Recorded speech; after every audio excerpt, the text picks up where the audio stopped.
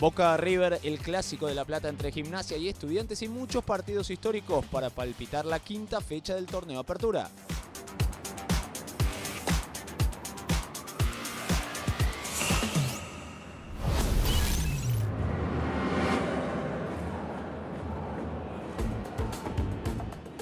El 11 de mayo de 2014, en la anteúltima fecha del torneo final, River tenía la posibilidad de quedar a un paso de su primer título después de regreso a la primera división.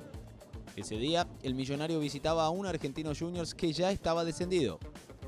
Ramón Díaz dirigía a River y Claudio Borghi al bicho La Paternal.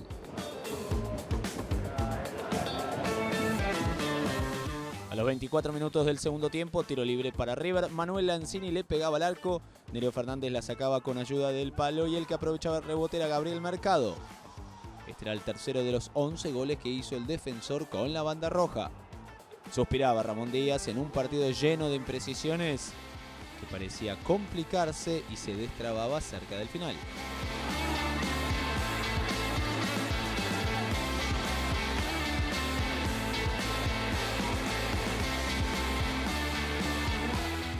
Ocho minutos más tarde, a los 32, Argentino se iba a complicar en el fondo. Diego Barizone jugaba con Franco Flores, el rechazo pegaba en Fernando Cabenagui y la pelota le caía a Teófilo Gutiérrez, que definía entre las piernas del arquero para el 2-0.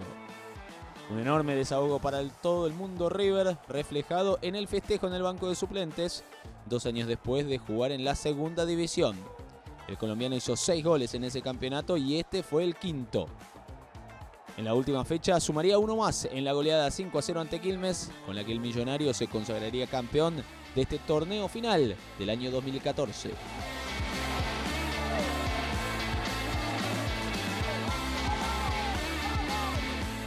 En 155 enfrentamientos, River ganó 81, Argentino se impuso en 32 y hubo 42 empates.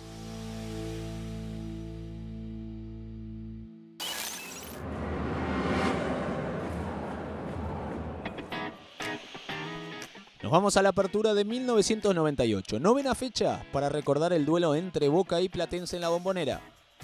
Eran los primeros partidos de Carlos Bianchi como entrenador del Xeneize, más precisamente el 14º del técnico más ganador en la historia del club. Diego Caña era el capitán del equipo y los últimos en salir del túnel, Martín Palermo y Juan Román Riquelme. Apenas 5 minutos le bastarían a Boca para conseguir la ventaja en el resultado con este derechazo de José Basualdo. Pepe había llegado de Vélez en el 96 justamente por pedido de Carlos Vilardo, pero ganaría protagonismo a partir de este torneo con la confianza de Bianchi. Guillermo Barros Esqueloto era el que lanzaba el centro, despejaba a Gustavo Irusta y Basualdo no perdonaba desde la media luna.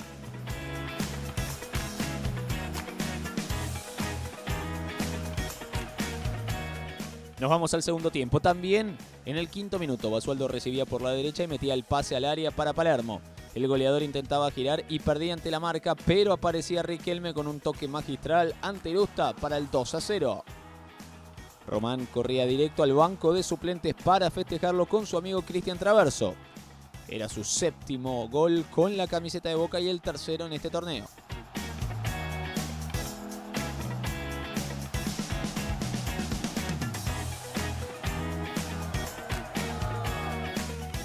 Y a los 16, Walter Samuel desviaba el centro de Guillermo para convertir su primer gol en la primera división del fútbol argentino. Con suspenso tras el manotazo de Irusta y el rebote en el palo, el defensor cerraba el triunfo 3-0 de Boca, que sería campeón invicto de la Apertura 98.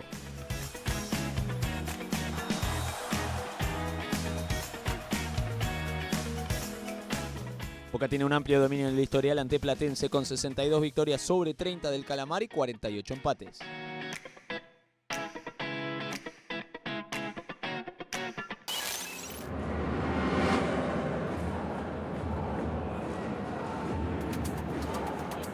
Independiente tendrá un difícil desafío porque no vence a Lanús como local en el ámbito doméstico desde el año 2014. Hay que remontarse a la fecha 16 del torneo Transición. El Granate era dirigido por los mellizos Barros Esqueloto y llegaba como escolta de River, y el rojo de Jorge Almirón estaba muy cerca, en el 4º puesto. Antes de los 2 minutos de juego, Lautaro Costa se escapaba rumbo al área y lo asistía Silvio Romero para el 1-0 de Lanús. El Granate pegaba rápido en el Estadio Libertadores de América.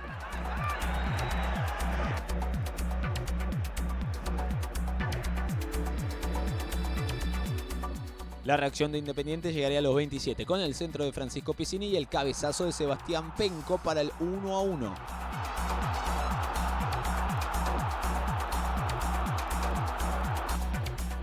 A los 35, Matías Pisano buscaba el ángulo, pero encontraba una buena respuesta de Agustín Marquesín. Y en la segunda jugada, Daniel Montenegro metía un derechazo abajo para el 2-1 de Independiente, que daba vuelta al resultado.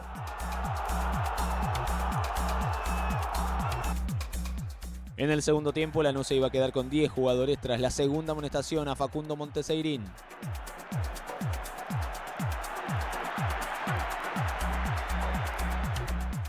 Sin embargo, la historia sería aún peor porque 4 minutos más tarde, Germán Delfino lo expulsaba a Maximiliano Velázquez y el Granate terminaría con 9. A los 43, excelente combinación entre Martín Benítez, Matías Pisano y Juan Manuel Lucero. Golazo del rojo para el 3-1 y todavía había tiempo para uno más.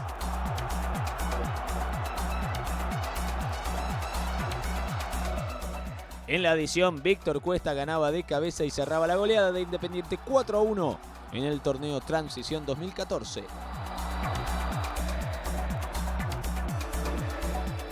El historial es favorable al rojo de Avellaneda, que ganó 67 partidos contra 41 del Granate y además hay 47 igualdades.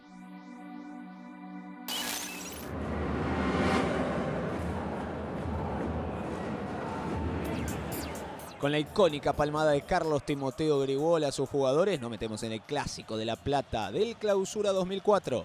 En el Bosque, Gimnasia recibía a Estudiantes de Carlos Salvador Vilardo, que también se llevaba el recuerdo de Timoteo. Este sería el último clásico para ambos entrenadores, 2 glorias del fútbol argentino. Los 19 minutos, Horacio Cardoso era el encargado de romper la paridad con este impresionante zapatazo para el 1-0 de Estudiantes.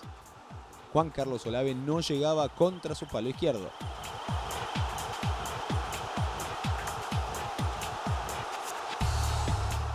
A los 35, el árbitro Héctor Baldassi iba a cobrar penal para el Pincha por falta de Marcelo Gux sobre Marcelo Carrosca. El propio Carrosca se encargaba de transformarlo en gol para el 2-0 del Pincha.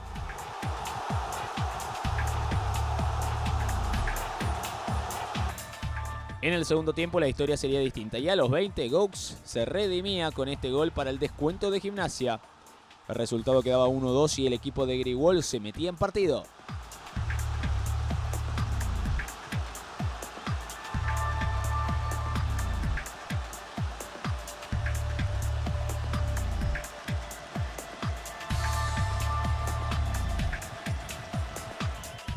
Cuatro minutos más tarde, a los 24, Cristian Castillo insistía con los centros desde la izquierda hasta que encontraba la cabeza de Diego Scotti para el 2-2. Explotaba el Bosque con la remontada después del 0-2 en el primer tiempo, aunque el resultado ya no volvería a cambiar. Finalmente sería empate, igualdad en 2, en el único clásico platense que enfrentó a Grigol y Vilardo.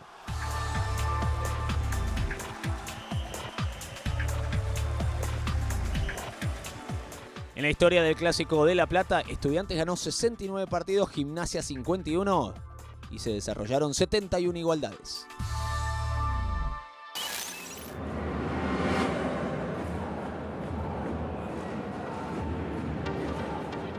El 25 de junio de 2017 en el Estadio Florencio Sola, Banfield y Racing tuvieron un mano a mano en la última fecha del torneo por un lugar en la Copa Libertadores del año siguiente. El taladro llegaba 2 puntos arriba de la Academia, pero el equipo que dirigía Diego Coca se pondría en ventaja con este gol de Marcos Acuña a los 2 minutos del segundo tiempo. Este fue el último gol del Huevo a nivel local con la camiseta de Racing. El centro atrás era de Pablo Cuadra y aparecía el actual campeón del mundo que hoy juega en River para abrir el resultado.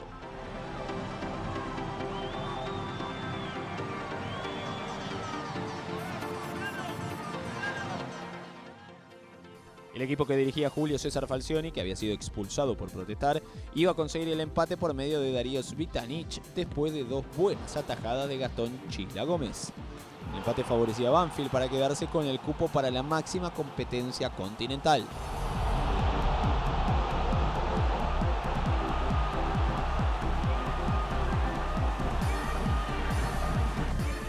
Sin embargo, la igualdad duraría muy poco porque 5 minutos después Iván Pillud pondría de nuevo al frente a Racing con el derechazo desde afuera del área. La pelota se desviaba en Renato Sibeli y el que no llegaba era Hilario Navarro.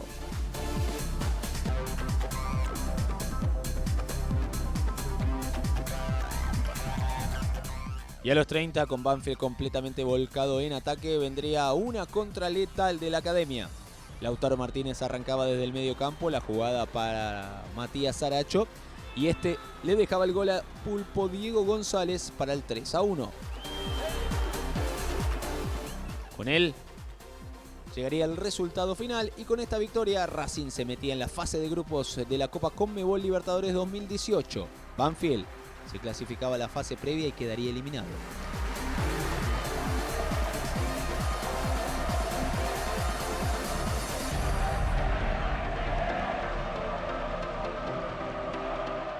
En 127 enfrentamientos, Racing se impone con 61 triunfos contra 34 de Banfield. Además, hubo 32 empates.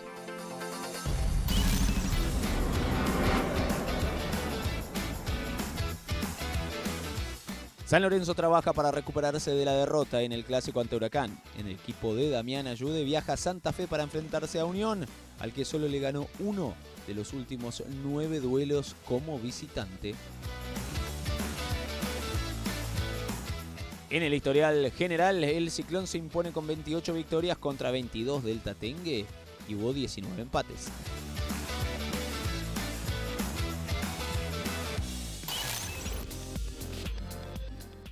La quinta fecha comienza este jueves con Tigre Aldo Civi y Argentinos River. El viernes Independiente Lanús, Unión San Lorenzo y Defensa ante Vélez. El sábado se destaca Banfield Racing. El domingo se juega el clásico entre Gimnasia y Estudiantes y a continuación Boca Platense. Y el lunes Riestra Newell's. Gracias por acompañarnos. Hasta la próxima.